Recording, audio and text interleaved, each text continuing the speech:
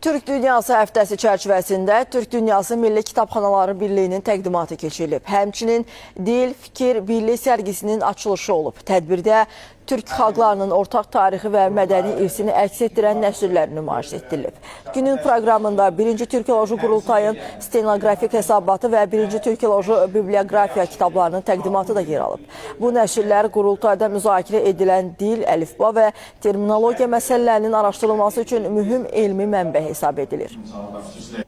Büyük Türk ailesinin büyük ve güçlü medeniyet birikiminin geleceğe aktarılması ile ilgili olarak milli kütüphanelere ehemmiyetli görevler düşüyor. Bunları da bu vesileyle değerlendirmek, birliğimizi, dirliğimizi, birlikteliğimizi güçlendirmek için de müzakereler yürüteceğiz.